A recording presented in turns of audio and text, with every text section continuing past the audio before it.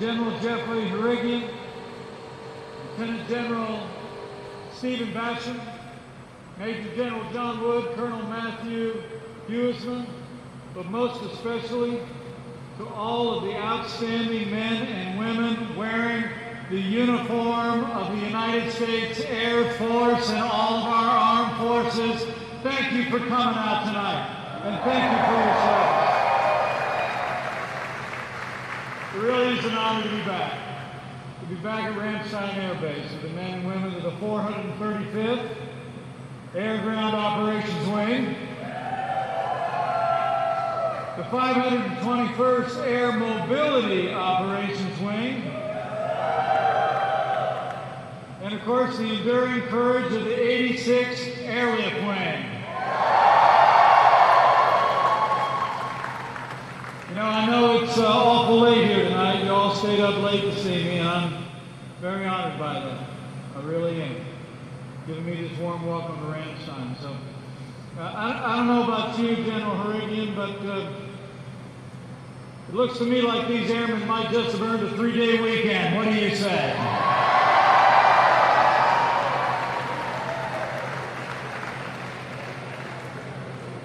I had to suggest it. But speaking of people that admire all of you, allow me to bring greetings tonight from a great admirer of all the men and women who wear the uniform of the Armed Forces of the United States, a great champion of our military and their families. I bring greetings from your Commander-in-Chief, the 45th President of the United States of America, President Donald Trump.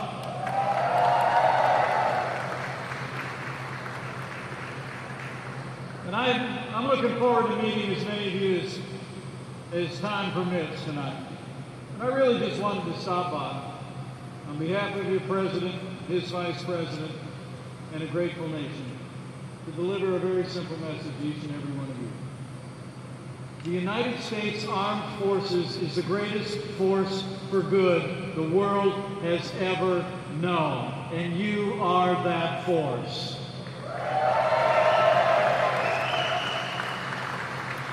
I promise you, men and women, your Commander-in-Chief, his number 2, the American people are proud of you. This country is more thankful for the service that you render every day than you will ever know. But first and foremost, thank you for your service. You know, many people spend all their lives wondering if they've made a difference. But you'll never have that problem. Because each and every one of you stepped up. You raised your right hand. You swore an oath to support and defend the Constitution of the United States of America and defend the American people. You chose to be a part of something larger than yourselves. You joined this all-volunteer military.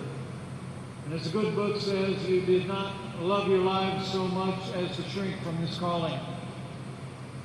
Truthfully, the day you took that oath, you decided that our lives are more important than yours. And I want you to know the American people understand that and admire you deeply. You have chosen to do your part to keep the flame of freedom alive. And I want you to know that you have your Commander-in-Chief and my own deepest respect for your courage and your valor. So give yourselves a round of applause, because America is proud of you. The truth is, you come from the rest of us, but you are the best of us, heroes all. And I'm here not only to say thank you for your service, but to also assure you that you have a Commander-in-Chief who will always have your back. I truly believe, serving alongside him every single day, that President Donald Trump is the greatest friend the United States Armed Forces have ever had.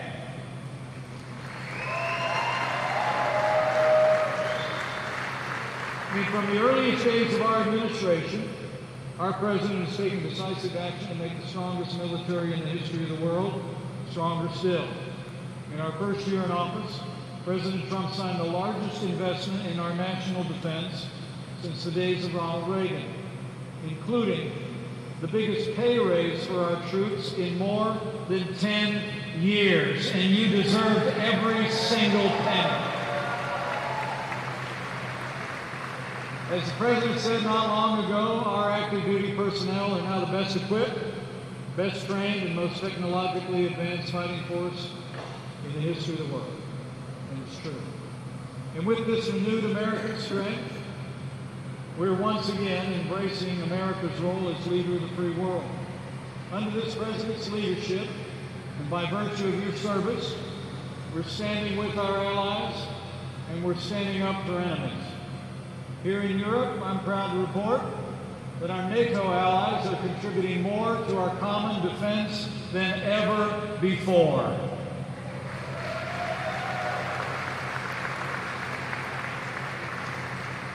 As the home of the United States Air Force's Europe, your service here at this historic base supports NATO missions all over the world. You support our armed forces, our allies, and our partners on 3 continents. It's amazing to think, in 124 countries. And you make it possible to move troops and supplies wherever they need to be. Anywhere in the world, 24/7, 365 days a week. Ramstein Airbase is the heart of the American military on the European continent, and the free world is safer because of all of you.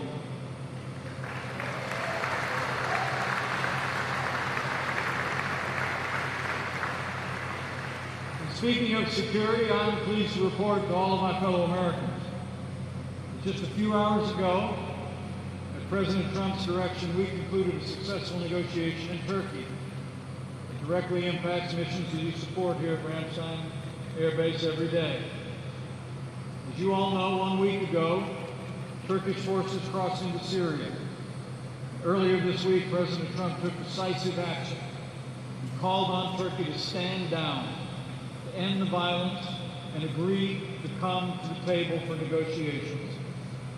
And today I'm proud to report, thanks to the President's strong leadership, the United States and Turkey have agreed to a ceasefire in Syria.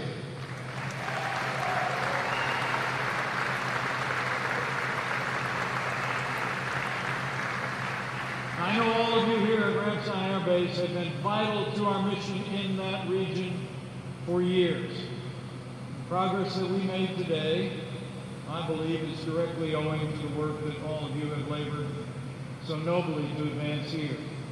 You played a vital role in the campaign to defeat ISIS. Today, we have a framework for peace in that region of Syria that will bring security to our allies in Turkey, our allies in Syrian defense forces, and it'll advance peace and security for all the men, women, and children who have suffered for years of war and terror. It is progress being built on your service here at Ramstein. As you stand your post, I want you to know that your Commander-in-Chief and all of the American people are behind you. 100%. You know, I say that from a grateful heart, but I also say that with true humility. It's always humbling for me to stand before men and women who wear the uniform of the United States, because my life did not take me into service in our armed forces. I'm proud to say I'm the son of a combat veteran from the Korean War in the Army. And Karen and I are the proud parents of a United States Marine.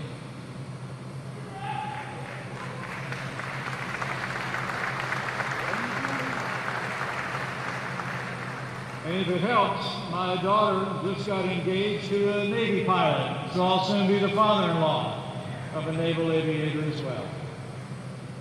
But you know, as I stand before you today, I often think it might be altogether fitting for an American like me to come before you, simply to speak a word of gratitude.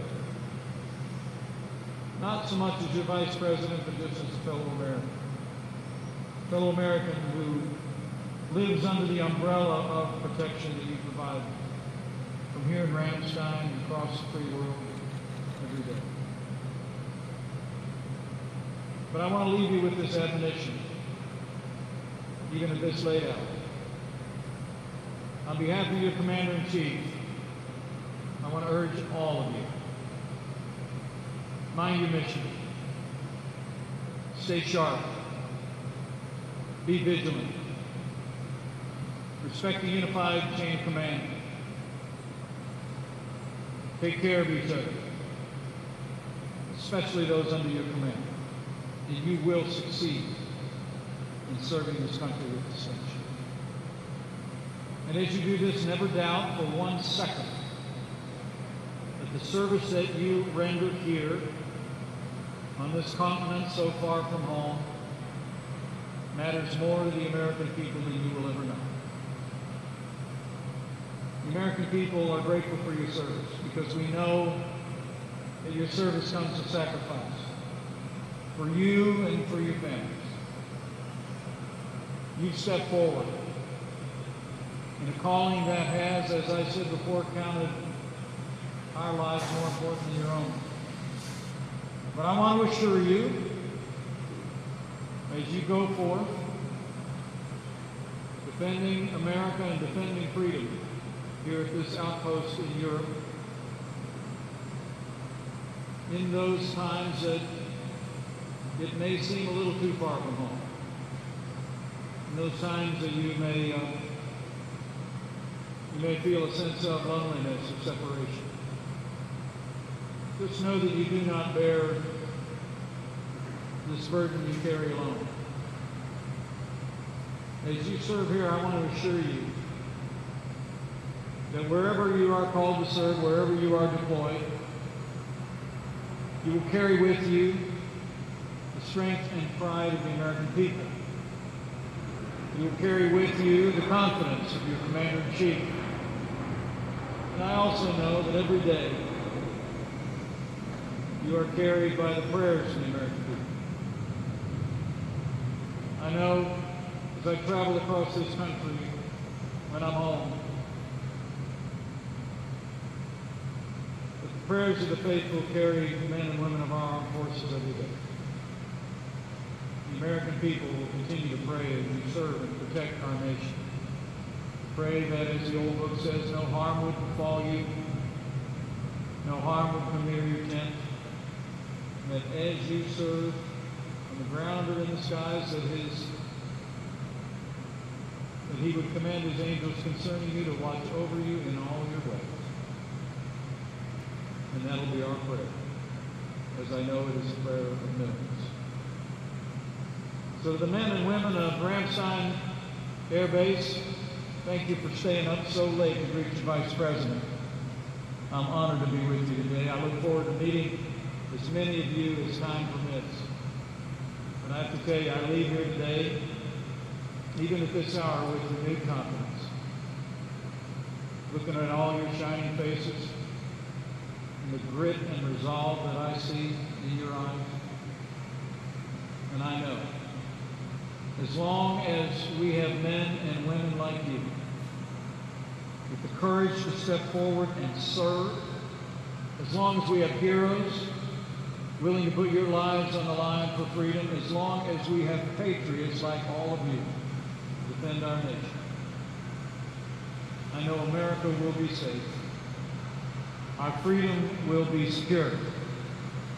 And the best days for the greatest nation on earth are yet to come. But God bless you. God bless Ramstein Airbase. And God bless America. Thanks, sir.